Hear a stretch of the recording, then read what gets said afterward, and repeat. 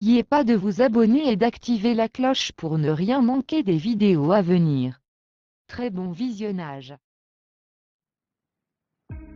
Dernièrement dans nos colonnes, nous annoncions l'arrestation d'un élève dans un grand établissement privé de la place Préservation de l'image, reconnu coupable en tant que cerveau d'un réseau de tontines de sexe, sévissant dans cette école. Pour en savoir plus, nous avons mené des investigations. Cela nous a permis de découvrir que plusieurs lycées abidjanais sont impliqués. Les révélations sont troublantes. La tontine de sexe, qu'est-ce que c'est ? Le phénomène faisait rage, par le passé, au Bénin et au Togo notamment. Mais aujourd'hui, la tontine de sexe a pignon sur rue dans plusieurs établissements de la capitale ivoirienne. Des groupes d'adolescents lèvent régulièrement des fonds, qu'on peut estimer à environ 2000 FCFA par jour chacun, dans une caisse commune et à tour de rôle. Un membre du groupe utilise cet argent récolté pour entretenir des rapports sexuels avec des filles de leur choix, dans un hôtel ou un endroit de leur choix. L'un des établissements privés les plus populaires d'Abidjan, situé dans la commune de Cocody dont nous tairons le nom pour la préservation de son image, a été le théâtre de ce phénomène crapuleux. Un réseau de tontines de sexe a été découvert par la police criminelle qui s'est saisie de l'affaire. En effet, un élève inscrit en classe de première dans ledit établissement a été interpellé. Une source provenant de cette école que nous allons nommer Stone, nous a détaillé les faits. Les directeurs de l'école avaient déjà entendu parler de ce phénomène. Ils ont plusieurs fois surpris des élèves dans des positions inconfortables. C'est alors qu'ils ont saisi la police criminelle qui a mis en place un système. Faire surveiller les discussions et conversations WhatsApp des élèves. Cela leur a permis de découvrir le réseau de tontines de sexe qui sévissait dans l'école. Des garçons cotisent de l'argent et chaque mois, l'un d'entre eux est désigné pour sortir avec une fille de son choix avec l'argent gagné. Le comble c'est qu'ils le font avec des filles de l'école, nous a expliqué Stone. L'on serait tenté de croire que ces gamins agissent ainsi par pur fantasme. Mais Michael, un jeune élève, évoque plutôt des raisons économiques.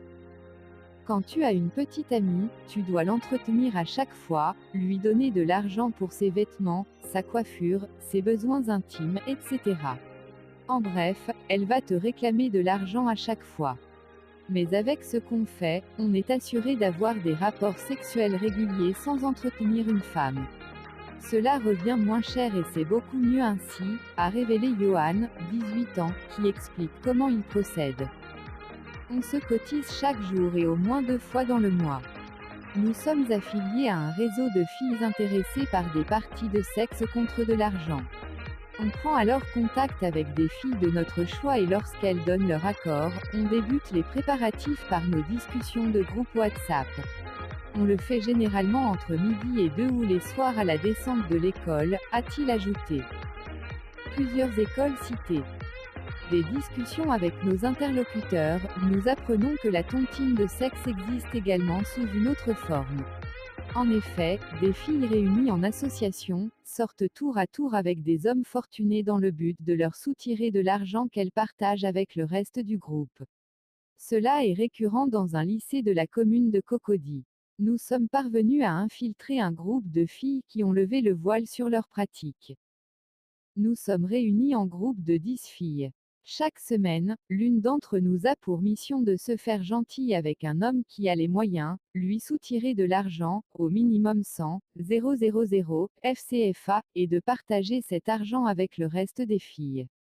Les temps sont durs. On manque parfois d'argent. C'est la seule façon pour nous d'avoir des petits billets en poche chaque semaine, raconte Raissa, âgée de 17 ans. Beaucoup de filles le font aujourd'hui dans d'autres écoles. Nous avons des rivales qui le font. Il y a beaucoup de concurrence, donc on doit fournir des efforts, c'est-à-dire se rendre pimpante, et séduire le maximum d'hommes pour avoir plus d'argent, et donc paraître plus chic, a poursuivi l'adolescente. Si ce phénomène prend de l'ampleur, Lola, une éducatrice, estime que c'est par la faute de certains parents qui, selon elle, lèvent le pied dans l'éducation de leurs enfants.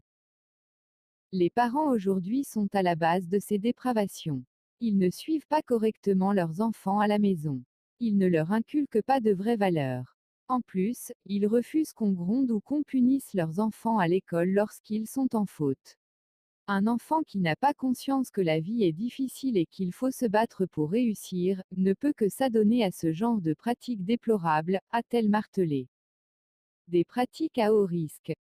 Malheureusement, ces pratiques ne sont pas sans risque.